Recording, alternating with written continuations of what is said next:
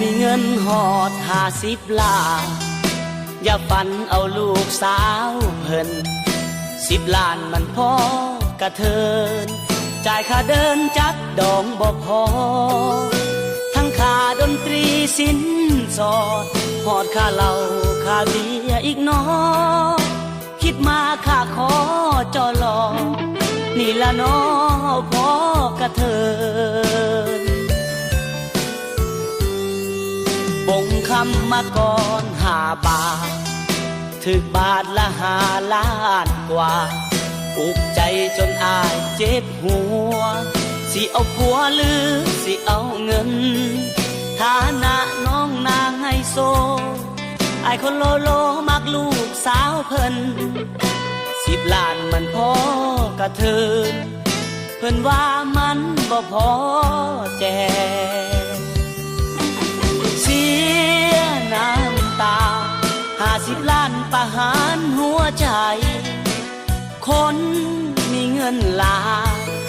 เขาได้น้องไปเฮ็ดแน่ใส่ว่าหักอ้าย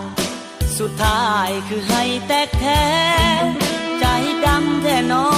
งแก่คือบ่แอวแม่ลุดค่าดองให้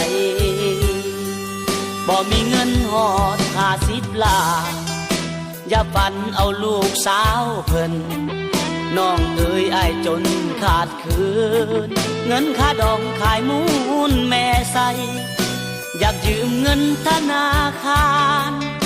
มาแต่งเอาน้องขวัญใจแต่บ่มีแนวจำเพิ่นไว้มานั่งให้แสนทรมาน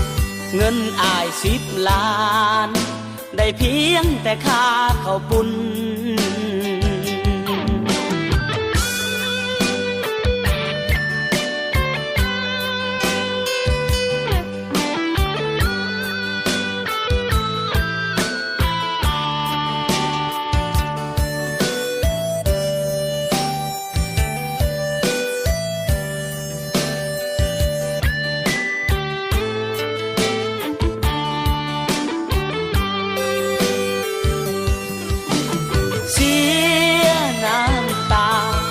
50 ล้านประหารหัวใจคนมีเงินหลายเขาได้น้องไปเฮ็ดแน่ใส่ว่าหักอ้ายสุดท้ายคือให้แตกแท้ใจดำแท้น้องแก่คือบ่แอวแม่ลุดค่าดองให้บ่มีเงินหอด50 ล้านอย่าฝันเอาลูกสาวเพิ่นน้องเอ๋ยอ้ายจนขาดคืนเงินค่าดองขายมูลแม่ใส่อยากยืมเงินธนาคารมาแต่งเอาน้องขวัญใจแต่บ่มีแนวจำเพิ่นไว้มานั่งให้แสน